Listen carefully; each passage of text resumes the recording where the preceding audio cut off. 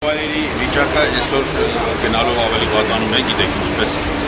այն արոտավայրերը ամենայնիվս, որոնք ավելի մատչելի են եւ լավն են իրենց որակային կազմով, այսօր գերարածեցման է ենթարկվում։ Այսինքն որն է դրա վատ հետևանքը, ավելի արագ քանակով անասուններին արածեցնում են, քան բույսը հասցնում է վերականգնվել։ Այս համեմատությունը խախտվում է։ Դրա պատճառով մենք արոտավայրերը կորցնում ենք այսօր եւ որակական առումով ենք կորցնում, այսինքն որակային կազմը փոխվում է եւ կորցնում ենք ընդհանրապես բուն արոտավայրերի իմաստով։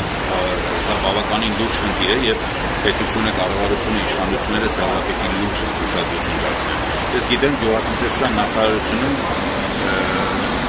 ծրագիր կա, ծիգերից մեկում մի ծրագիր է իրականացնում, խելոք ծրագիր է շատ արոտավայրերի ջրարբիացման, որակների բարձրացման համար եւ եթե այս ծրագիրը իրականացվի, այնտեղ նախատեսվում է որոշակի խմոցների տեղադրում ճանապարհների ընթացքում, ճանապարհների բարելավում, խոսանքների անցկացում, սա բավականին ջրարբիացման կետերի մասին է։ Ջրարբիացման կետերն էլ ինչ վիճակում է։ Լավ չի, ես չեմ կարող սուտ ասել եւ գոհունակություն հայտնել, թե լավ է այդ վիճակը, բոլորն էլ տեսնում են, բոլորն էլ դա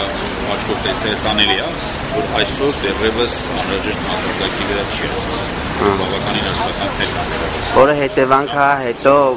անասունի տրորման եւ բան։ Անասունի տրորման, եթե խոտ չկա, կեր չկա, անասունները արդեն մեխանիկորեն պիտի կրճատվեն։ Այս տարի արդեն անասունների մորթը ժամանակից շուտ սկսվել է եւ ավելի շատ են մորթում, քան անցած տարիներին։ Դա արդեն կերի պակասության հետ։ Հատկապես որ կենդանատեսակների մասին։ Ջրավոր անասուններ։